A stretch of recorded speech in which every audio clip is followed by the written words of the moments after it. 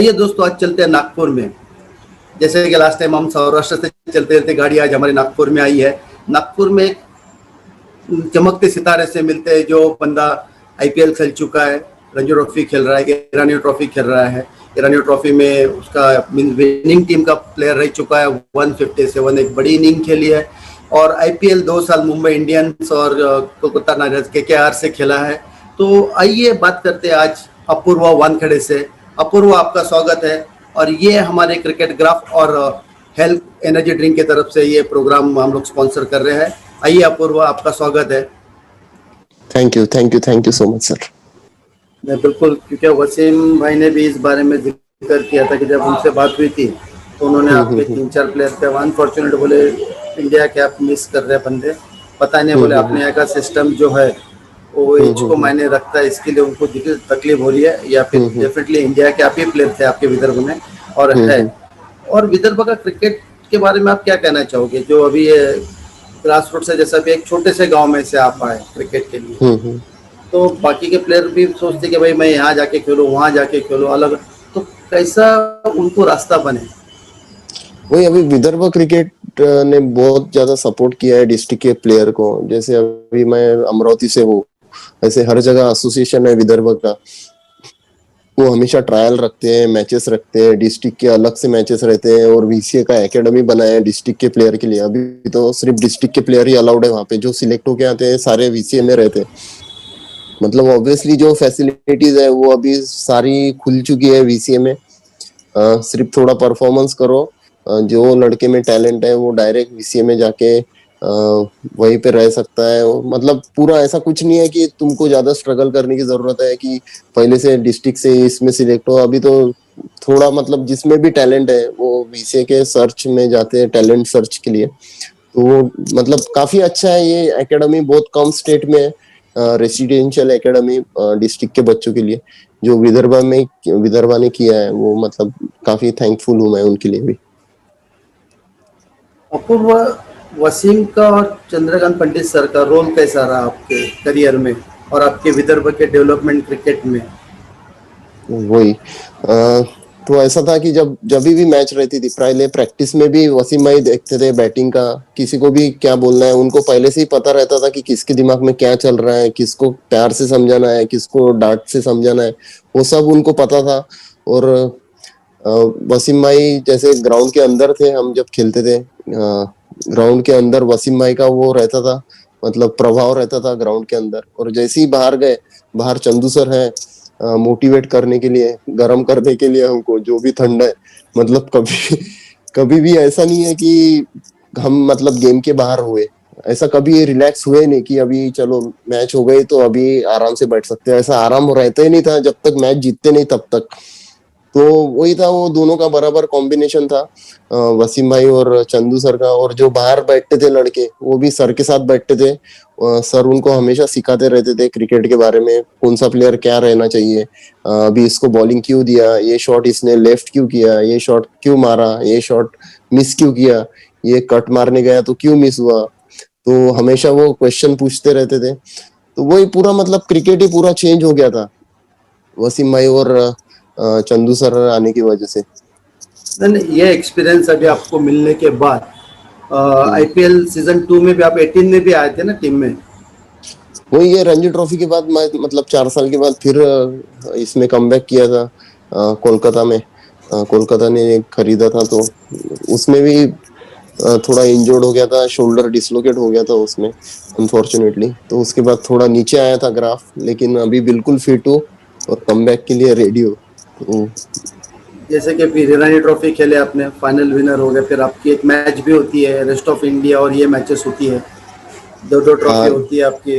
तो उसका जैसे ही एक्सपीरियंस कैसा रहा? हाँ, वही रणजी ट्रॉफी जीतने के बाद फिर ईरानी ट्रॉफी थी हमारी, और नागपुर में थी जामठा पे। तो प्रैक्टिस तो एकदम प्रॉपर थी, माइंड भी बराबर था, बराबर सब अपने अपने ट्रैक पे थे सबको। मतलब वो मेरे लाइफ का सबसे बड़ा मैच था ईरानी ट्रॉफी, मतलब सारी इंडिया के अगेंस्ट। मतलब वो एक ड्रीम ही रहता है कि सबके लिए कि ईरानी ट्रॉफी बोले तो रेस्ट ऑफ इंडिया के अगेंस्ट वो खेलने का मौका मिल रहा है अभी, तो कुछ ना कुछ करना चाहिए, अपना कुछ तो भी छाप छोड़ना चाहिए, ऐसे ही दिमाग में था। तो जैसे हमारी 4-5 दिन की प्रैक्टिस हुई वो मैच के पहले, तो वसीम भाई ने मैच के पहले बोला था कि विकेट देखने गए थे वसीम भाई, चंदू सर और ये लोग।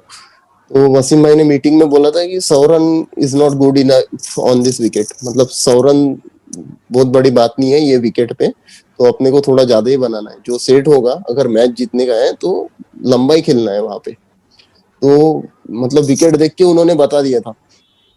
तो वैसे ही हुआ, हमारी मतलब luckily batting I rest of India के अगेंस्ट, और वसीम भाई ने 285 रन बनाए उसमें। और उसके बाद करुण नायर उनका कैप्टन था, उन्होंने इंटरव्यू में बोला कि अगर विदर्भ 800 रन भी बनाती है तो हम ये विकेट पे चेस करेंगे। तो और मतलब हमारे दिल में ये आ गया था कि भाई 800 रन भी सेफ नहीं है ये विकेट पे। तो ऐसा करके वो मैच में मतलब मेरा फ्लो अच्छा था, मेरा माइंड बराबर था, और जो मैंने प्रैक्टिस की थी वो बराबर हो रहा था, और मतलब सब कुछ सही हो रहा था वो टाइम पे। तो वही आदमी कभी कभी फिर अच्छे फॉर्म में रहता है तो फिर कोई भी बॉलर रहो, कोई भी टीम रहो, कोई फर्क नहीं पड़ता है। तो वही थोड़ा डिसिप्लिन रहना पड़ता है, सिर्फ ज्यादा ओवर कॉन्फिडेंस नहीं होना चाहिए वो टाइम पे। सिर्फ मेरे दिमाग में वही चल रहा था कि ओवर कॉन्फिडेंस में जाके ज्यादा ये मत करना। वो बराबर फ्लो में चलते चलते चलते चलते, और फिर जब मारने की, जब सिग्नल आया कि अभी मारना है फटाफट रन, 5 ओवर ही बाकी है अभी, मतलब 800 ही रन बनाना था और 5 ओवर में ही बनाना है, तो गुरबानी और मैंने काफी जल्दी वो रन बनाए। और फिर उसके बाद फिर 800 रन का बहुत ज्यादा बड़ा टारगेट था, उसमें पृथ्वी शॉ, हनुमा विहारी, मयंक अग्रवाल और ये सारे प्लेयर थे। और गुरबानी ने ऑब्वियसली उसका भी मतलब बराबर फॉर्म चल रहा था वो टाइम पे, तो अच्छे अच्छे बॉल डाल के हमने इनको आउट कर लिया पहले ही दिन पे। 4 विकेट हो गई थी उनकी, तो फिर उसके बाद तो जीती गए फिर वो मैच। उसमें आपका भी योगदान काफी रहा, 157 की इनिंग, शायद वही इनिंग है आपकी। हाँ वही है 157 की इनिंग। वही बोल रहा हूँ मैं, जब आदमी अच्छे फॉर्म में रहता है तो कौन टीम है कौन बॉलर है ये फर्क नहीं पड़ता है, बस आदमी खेलते रहता है खेलते रहता है खेलते रहता है, बस वही खेलते रहना चाहिए। और उसके पहले का जो प्रोसेस है तुम्हारा 1 महीने पहले का, जैसे तो हम फाइनल जीत के आए उसके बाद फिर से प्रैक्टिस कर रहे थे, अपना प्रॉपर रूटीन था और प्रॉपर सेटअप था, माइंड बराबर चल रहा था, सब चीजें बराबर हो रही थी, और उसी के बीच वो मैच हुआ था। नहीं तो काफी बार ऐसा होता है कि कोई इंजरी से आता है या फिर पूरा टूट जाता है या फिर और कोई प्रॉब्लम होती है लाइफ में, तो थोड़ा क्रिकेट में इफेक्ट होता है। लेकिन वो टाइम पे मेरा और हमारी टीम का सब कुछ सही चल रहा था, और हमको गाइड करने के लिए भी सर थे ही हमेशा। हमेशा मतलब उनको पता ही चल जाता था कि हमारे दिमाग में क्या चल रहा है क्या नहीं, तो उससे काफी हेल्प हो रही थी हमको वो टाइम पे। पूर्व इसके अलावा बाहर खेलने का एक्सपीरियंस के, या अब्रॉड वगैरह जाके, यूके या अदर हाँ कंट्रीज अभी में जाके खेले? उसके बाद फिर यूके गया, मतलब सर से पूछ के ही गए थे हम लोग।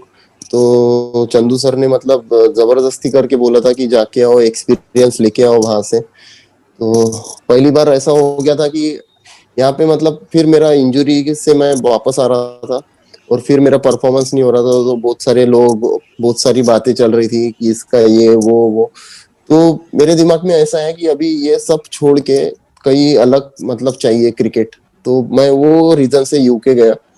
लेकिन यूके में आ, मतलब अनएक्सपेक्टेड था कि इतने कम लोग, तेरा तुम्हारे साथ कोई नहीं रहता है, सब अकेला ही देखना पड़ता है, खाना भी खुद को बनाना पड़ता है, सुपरमार्केट से सामान भी खुद को लाना पड़ता है। तो काफी अलग एक्सपीरियंस था। और विकेट भी वहां पे थोड़ी स्विंग होते रहता है बॉल, और बाकी ये क्लब के प्लेयर वो प्रोफेशनल रहते नहीं है इतने, तो तुमको अकेले को ही बॉलिंग डालना है, अकेले को ही बैटिंग करना है। तो वो टाइम पे थोड़ा मेरे लिए फ्रस्ट्रेशन था कि यार मतलब कभी कभी 50 रन भी चाहिए रहते थे जीतने के लिए, और वो मैच हारते थे हम लोग। तो थोड़ा फ्रस्ट्रेशन भी होता था। लेकिन अकेले रहने के बाद मुझे थोड़ा मेडिटेशन के बारे में किसी ने बताया, वो मेडिटेशन मैं करने लगा वहां पे, तो उससे मतलब काफी हेल्प हुआ मेरे लाइफ में। मतलब उसके बाद काफी अच्छा हुआ, क्योंकि आदमी जब शांत रहता है, रिलैक्स रहता है, तो वो काफी अच्छे डिसीजन लेता है लाइफ में। और वैसे ही क्रिकेट में ये मुझे वहां पे यूके में समझा। और अकेला ही आदमी ने सब कुछ मतलब आखिरी तक रहना चाहिए, किसी के ऊपर डिपेंडेबल रहना नहीं चाहिए। जैसे अपन इंडिया में रहते हैं कि घर पे जाने के बाद अपने को थाली हाथ में मिलती है, मम्मी लाके देती है खाना, कोई मेड रहती है वो लाके देती है। ये सारी चीजें उधर नहीं होती है, और वही चीज मैं वहां पे सीखा कि किसी के ऊपर डिपेंडेबल नहीं रहना चाहिए। जो भी खुद का है तुमको खुद को ही करना है, तुम चाहे कितने भी बड़े लोग हो जाओ, कितने भी पैसे कमा लो। लेकिन अभी वहां के भी लोग वैसे सारे पैसे वाले लोग हैं, लेकिन सब अपना डिनर बनाते हैं, सब अपना लंच बनाते हैं। ये चीजें मैं वहां पे ज्यादा सीखा, और लाइफ में बहुत ज्यादा डिसिप्लिन आई। और दूसरी चीज जो मेडिटेशन मैं वहां पे सीखा, तो उससे मतलब काफी मेरा बैटिंग में और लाइफ में, जब जब मैं रिलैक्स रहता हूँ तो काफी अच्छे डिसीजन लेता हूँ। मतलब जैसे अपन बॉल खेलते हैं कोई शॉट मारने के पहले, तो कभी कभी प्री डिटरमाइंड हो जाता है। तो वही चीजें सारी कंट्रोल होती हैं जैसे ही आदमी रिलैक्स रहता है। वो काफी बार हमको बताया जाता है इंडिया में, लेकिन अपने को समझ आती नहीं है, क्योंकि वो एक्सपीरियंस अपन ने लिया नहीं रहता। वो एक्सपीरियंस लेने के बाद मुझे वो समझा कि वसीम भाई हमेशा बोलते रहते थे मेरे को कि वो फैज भाई का देख, दोनों हाथ रिलैक्स रहते हैं, रिलैक्स रहते हैं। लेकिन मैं कभी वो चीज समझ ही नहीं पाया जब तक मैंने खुद एक्सपीरियंस नहीं किया तब तक। तो ऐसा था यूकी का। नहीं, मैं इधर एक बात जानना चाहता हूँ तेरे से। क्या पूर्व मैच के पहले अपने आप को कैसा प्रिपरेशन करते हैं? अभी आप मैच खेल रहे हो, जैसे कि रन ट्रॉफी का 157 का इनिंग, तो मेंटली फिटनेस के लिए या मेंटली टफनेस के लिए आप क्या करते हो? आप क्या सोचते हो? क्या प्लान, गेम प्लान कैसा करते हो आप, या विजुअलाइज करते होगे अपने आप को? देखो अभी जैसे एकदम मैच के पहले तो कोई प्लान होता नहीं है, या फिर मैच के पहले एकदम से रूटीन ये नहीं होता है तुम्हारा सेट। वो जो तुम इसके पहले 15 दिन, एक महीना, एक साल, 2 साल जो करते आ रहे हो, वो बराबर तुम्हारा प्रॉपर वे में चल रहा है कि नहीं, वो हिसाब से तुम्हारा परफॉर्मेंस होता है फिर मैच में। अगर तुम्हारा पास्ट के 10-15 दिन अच्छे जा रहे हैं, नेट्स में बैटिंग अच्छी हो रही है, सब कुछ अच्छा हो रहा है, तुम्हारा रूटीन प्रॉपर है, तुम्हारी संगत जो है जिनके साथ रह रहे हो तुम, वो सारी चीजें मतलब बराबर हो रही है लाइफ में। नहीं तो कभी कभी कैसा होता है कि किसी अलग मतलब गलत संगत में रहते हैं, वो कभी मोटिवेट करते हैं या फिर कभी बहुत ज्यादा चढ़ा देते हैं तुमको। वो बिल्कुल, काफी बिल्कुल। जरूरी है बड़े मैच के पहले। तो ये सारी चीजें वो टाइम पे मतलब मेरी संगत भी अच्छी थी, और रूटीन भी काफी अच्छा था, नेट्स में भी बैटिंग अच्छी थी, मुझे एग्जैक्टली पता था कि क्या करना है मैच में। मैंने सोच लिया था वो मैच में कि अ, मतलब डिफेंस जो है वो स्ट्रांग करना है मुझे। 5 दिन का मैच है और लंबी बैटिंग करना है, तो तुझे डिफेंस स्ट्रांग करना है। तो मैंने नेट में वो टाइम पे एक भी छक्का नहीं मारा था, जो मतलब मैंने कभी किया ही नहीं था जिंदगी में। लेकिन मैंने ठान लिया था वो मैच में कि मुझे डिफेंस ही करना है, मतलब मेरा डिफेंस अगर स्ट्रांग रहा तो मुझे कोई आउट नहीं कर सकता। तो वही आखिरी के जो मैच के पहले का था 3-4 दिन, तो मैं उसी के ऊपर फोकस कर रहा था कि मुझे डिफेंस ही करना है, और छक्का और चौका वो तो कभी भी मार ही सकता मैं, वो आता ही है मुझे। लेकिन जो नहीं आता है ये बड़े मैच के पहले, ऐसा रूटीन था। और उसके बाद तो फिर वसीम भाई ने जो कर दिया था, तो उससे काफी मतलब हेल्प हुआ हमारी टीम को। क्योंकि मतलब जितना भी प्रेशर था, ऐसा तो हुआ नहीं था कि यार 100 पे 5 विकेट हो गई। तो हमारी पोजीशन काफी अच्छी थी। मैं जब बैटिंग में गया था तो 260 रन ऑलरेडी हो गए थे बोर्ड पे, 260 पर 3 हो गए थे, और उसके बाद फिर चालू था। तो ऐसा था रूटीन, मतलब जो भी है पास्ट 4-5 दिन या फिर उसके पहले एक महीना, वो कैसे जा रहे हैं तुम्हारे, उसके हिसाब से सेट होता है तुम्हारा मैच का। मैं अपूर्व के डाइट प्लान के बारे में जानना चाहता हूँ। Diet plan diet. और ड्यूरिंग प्रैक्टिस सेशन, अभी प्रैक्टिस, अभी ऑफ सीजन है, और आप कमिंग मीन प्लेइंग मेंबर हो टीम के, हम्म। स्टेबल, और आपके ऊपर काफ़ी भरोसा किया जा सकता है, ऐसे प्लेयर हो अभी, और मे बी फ्यूचर में आप Vidarbha central zone India cap knocking door पे आप खड़े हो। सो कैसा डाइट प्लान? प्लान और ठीक है। तो डाइट प्लान का ऐसा है कि मैंने मतलब काफी चीजें ट्राई की है अलग अलग। लेकिन बीच में था कि ज्यादा कार्ब्स नहीं खाना चाहिए, या फिर ज्यादा ये नहीं खाना चाहिए। लेकिन वो चीजें उसके लिए रहती है जो इसको बॉडी ट्रांसफॉर्म करनी रहती है, मतलब जो ऑलरेडी मोटा रहता है, या जी, फिर जिसको वजन कम करना रहता है, या फिर वजन बढ़ाना रहता है, उनके लिए डाइट प्लान रहता है। लेकिन मुझे कभी ऐसा महसूस नहीं हुआ कि मेरी बॉडी को मतलब चेंज करने की जरूरत है। तो अभी मैंने इतना, मैं मतलब वेगन भी हुआ था बीच में, थोड़ा वो भी ट्राई किया मैंने।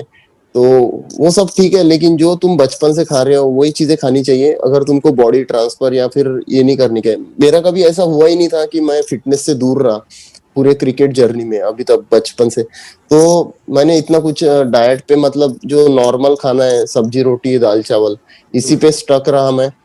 और वही खाना चाहिए जब तक तुमको बॉडी चेंज नहीं करनी है तब तक।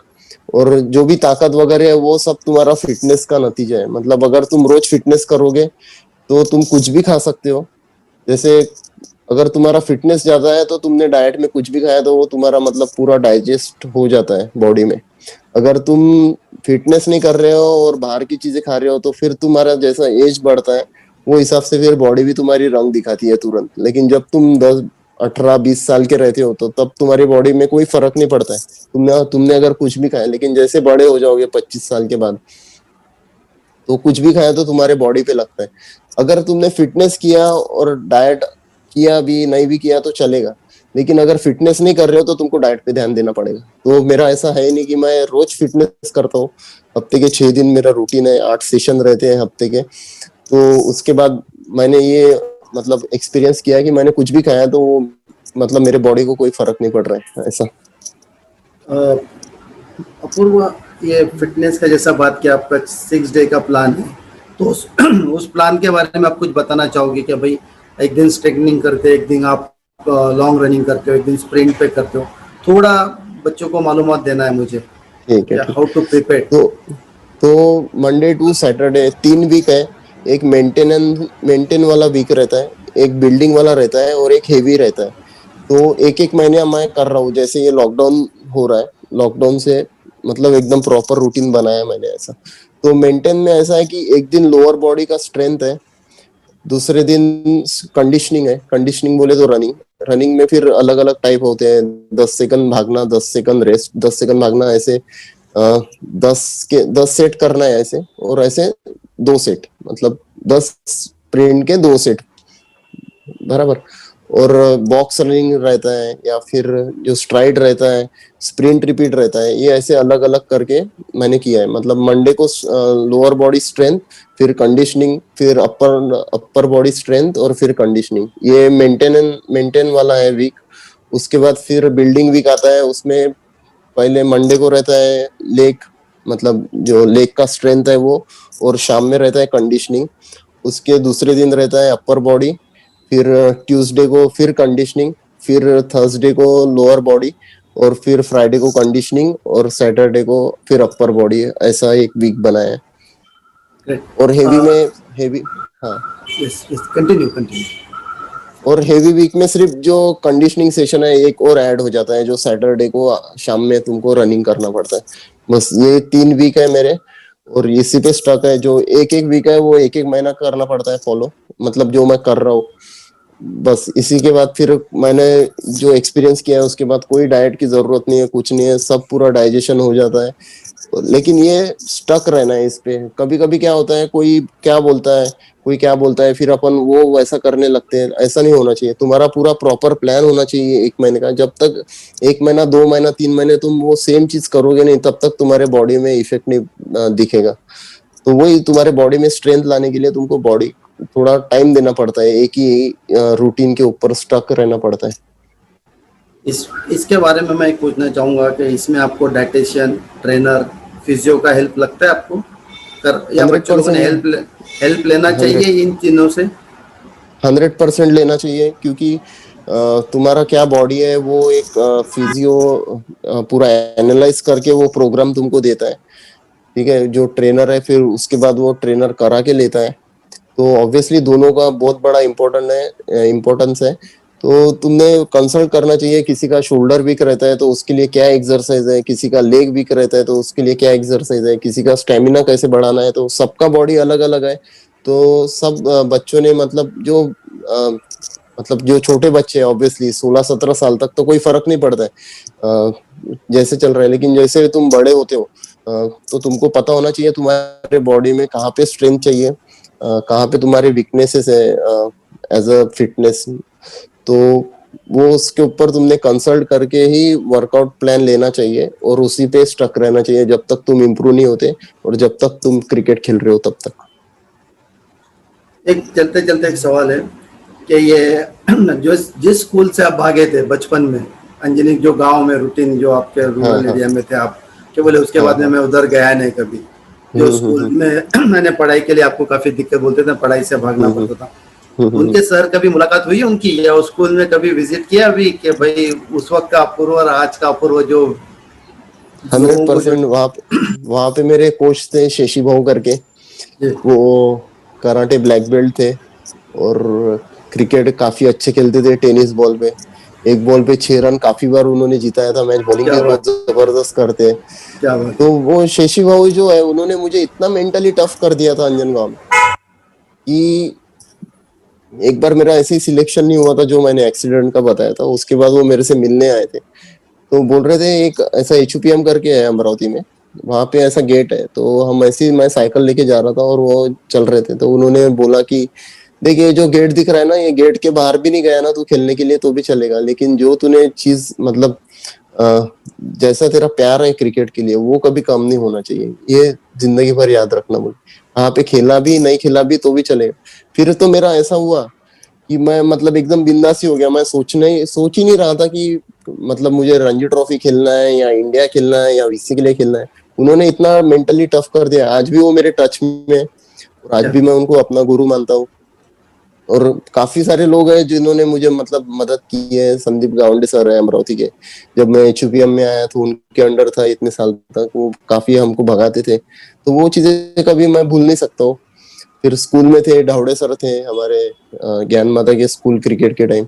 उन्होंने तो इतनी मदद करी थी कि तू इतनी साइकिल चलाता है, तो उन्होंने मुझे खुद अपने घर पे रखा पेइंग गेस्ट, ताकि क्या वो बात मैं उनके साथ उनके बाइक पे स्कूल में भी जाऊं और उनके साथ प्रैक्टिस में भी जाऊं। तो ये सर है अभी। ये सफ़र तो काफ़ी प्यारा सफ़र है और काफ़ी मेमोरेबल है। और वो ऑल ओवर इंडिया टूर्नामेंट्स होती है जो अच्छी वेल नोन टूर्नामेंट होती है, जैसे कि सब ऑल रणजी ट्रॉफी प्लेयर्स और फर्स्ट क्लास क्रिकेटर ही खेलते हैं। तो ऐसी कौन सी टूर्नामेंट है जो आपके यहाँ नागपुर में होती है या आप कहीं और जगह जाके खेले आपने? वही नागपुर में तो अभी फिलहाल नहीं होती है एक बापूना कप। तो वो सिर्फ रणजी ट्रॉफी ट्रायल के लिए इनविटेशनल रहती है, 2 टीम के लिए बुलाते हैं। जी। लेकिन बाहर काफी अच्छी टूर्नामेंट होती है। चंडीगढ़ में होती है JP यात्रेकर की टूर्नामेंट, जी। काफी फेमस टूर्नामेंट है। उसमें सारे मतलब कॉरपोरेट टीम पार्टिसिपेट करते हैं और स्टेट की भी टीम पार्टिसिपेट करते हैं। काफी अच्छी टूर्नामेंट रहती है। उसके बाद मुंबई का भी है DY पाटिल T20 से ही मतलब काफी लोग सिलेक्ट हुए हैं IPL के लिए। और उसके बाद अभी देहरादून में हुई थी UPL प्रीमियर लीग, जब उत्तराखंड इस्टेब्लिश होने का था 3-4 साल पहले। वो भी काफी अच्छी टूर्नामेंट थी। वहां पे एक अच्छा ग्राउंड है अभिमन्यु क्रिकेट एकेडमी करके। तो ये सारी टूर्नामेंट मतलब वो तो अच्छी होती रहती है। और मध्य प्रदेश में फिर लोकल कैश प्राइज टूर्नामेंट रहती है, तो वो जब भी टाइम मिलता है तो खेलते रहते हैं। क्रिकेट और अभी आपको वो चलते चलते कुछ आपके फैन फॉलोअर्स है जो आपको फॉलो करते हैं, आपको कुछ क्वेश्चन करना चाहते हैं। और ये हमारे क्वेश्चंस जो है कम्युनिटी क्वेश्चन करके कहा जाता है इसको। तो ये community hmm. Question means cricket graph and को sponsored powered by help energy. पहला सवाल आपके लिए है, मूसा करके पूछते हैं, how important is the core in hitting in big sixes? हाँ, तो कोर का काफी मतलब इम्पोर्टेंस है। कोर स्ट्रांग रहना चाहिए। उसके साथ तुम अगर एक्सप्लोसिव एक्सरसाइज करते हो मतलब पूरे बॉडी के ऊपर उसका प्रेशर आता है। जैसे लेग से लेके तो शोल्डर तक उसमें कोर भी आता है। अपन कोई भी एक्सरसाइज कर रहे हैं तो हर एक्सरसाइज में कोर इन्वॉल्व रहता है।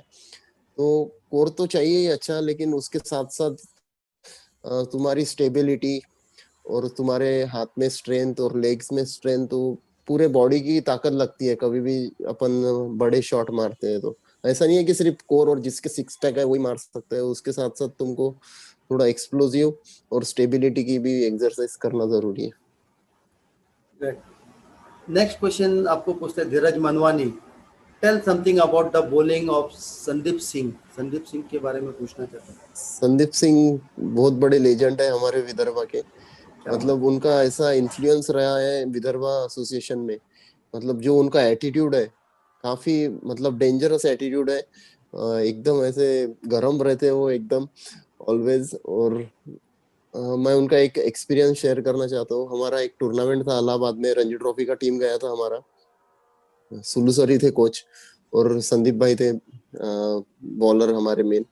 तो सर ने मुझे सिलेक्ट किया था कि as a slip player, slip में कैच पकड़ता है। तो मैं सेकंड स्लिप में था और मेरा पहला टूर था रणजी ट्रॉफी के साथ।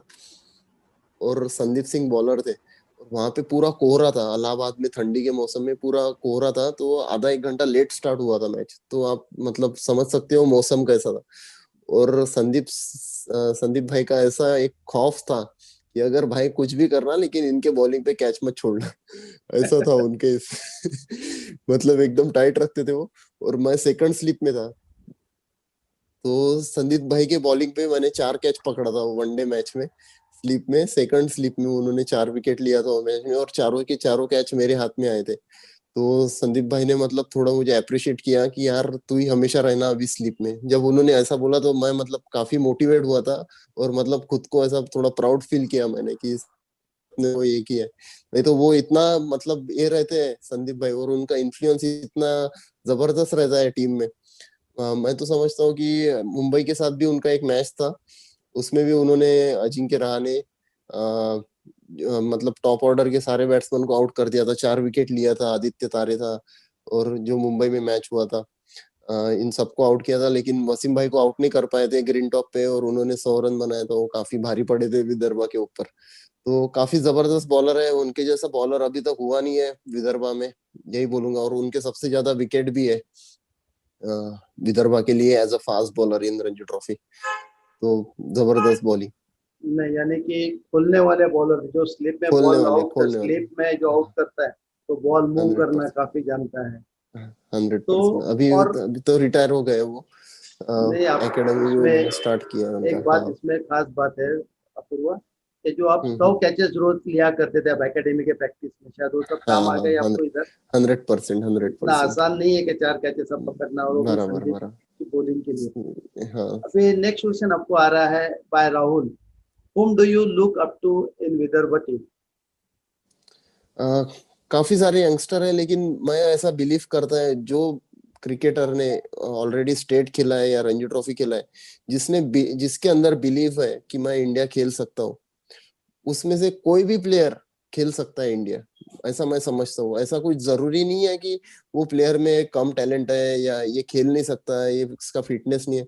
जो लड़का दिल पे लेगा, और जो लड़के को बिलीफ आ गया कि मैं इंडिया के लिए खेल सकता हूँ, वो मेरे हिसाब से कोई भी लड़का इंडिया के लिए खेल सकता है। काफी लड़के जैसे विदर्भा में सिद्धेश वाट है, जितेश शर्मा है, और अक्षय वाड़कर, आदित्य सरवटे, सबने ऑलरेडी परफॉर्म किया है रणजी ट्रॉफी में। जो जो लड़के मतलब इंडिया खेले हुए जो रणजी ट्रॉफी में परफॉर्म करके जाते हैं, आईपीएल में परफॉर्म करके जाते, वो ऑलरेडी इन्होंने किया है। तो इनको सिर्फ बिलीव करना है कि मुझे अभी इंडिया की कैप कैसे मिलेंगी, और मुझे कहाँ कहाँ पे परफॉर्मेंस करना जरूरी है। वो बिलीफ आना बहुत जरूरी है एज अ क्रिकेटर की मुझे इंडिया मतलब कैसे खेलना है। बिलीफ एक चीज है। शेरी पूछते हैं आपको, your best inning in Vidarbha.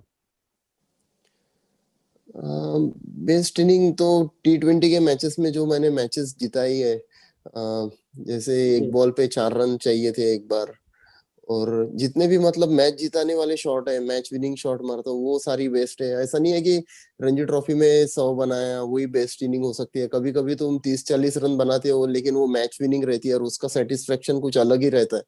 तो मुझे तो काफी बार वही उसी में मजा आता है मैच जिताने में। बल्कि मतलब 100 रन बनाओ, 150 बनाओ, 200 बनाओ, ये भी बहुत इंपॉर्टेंट है। 100-150 लोगों को बताने के लिए, प्रूफ करने के लिए कि तुम बना सकते हो। लेकिन मैं मेरे हिसाब से मैं मानता हूँ कि जो मतलब मैच विनिंग इनिंग है तुम्हारी, जैसे मैंने कहा है सेमीफाइनल में जो 49 रन, जी। थोड़े से रन है लेकिन टीम के लिए इफेक्टिव है, वो रन काफी इंपॉर्टेंट रहते हैं, और वही ज्यादा से ज्यादा मुझे सेटिस्फाइड देते हैं। तो जो भी मैंने मैच विनिंग इनिंग खेली है विदर्भा के लिए, वही है सब। Great great. प्रथमेश पूछते हैं आपको, which are the some of the best cricket academy. अभी बेस्ट विदर्भ क्रिकेट का पूछ एकेडमी। रहे हैं या ऑल ओवर इंडिया का पता नहीं मुझे, बट विदर्भ के बारे में अगर जानकारी चाहते हैं कि बेस्ट एकेडमी कौन सी है, तो तो कहाँ बेस्ट जाए वो। एकेडमी, बेस्ट एकेडमी तो ऐसा कुछ नहीं है अभी। तुम मेहनत कहीं पे भी कर सकते हो, एक छोटे गांव में भी कर सकते हो, या फिर दिल्ली में भी जाके कर सकते हो, मुंबई में भी जाके कर सकते हो। जो है वो अपने को ही करना है खुद को। बिल्कुल। ठीक है। तो मेहनत कहीं पे भी जाके कर सकते हो, तुम कोई भी एकेडमी ज्वाइन करो। ऐसा कुछ ये नहीं रहता है कि यहाँ पे बहुत अच्छा है फैसिलिटी है, या ये थोड़ी बहुत फैसिलिटी में कम ज्यादा रहता है, लेकिन काम तो तुमको ही करना है, खेलना तो तुमको ही है। बैटिंग तुमको यहाँ पे भी करना है, वहां पे भी करना है, तो एकेडमी से इतना ज्यादा फर्क नहीं पड़ता है। तो आप कहीं पे भी जाके प्रैक्टिस कर सकते हो, और उसके बाद आपको रास्ता मिल ही जाता है कि तुमको कहाँ पहुंचना है। कोई भी एकेडमी के बाद तुमको पता चलता ही। तो उसको आप फॉलो करते रहो, फिर आपको फिर पता चल जाएगा।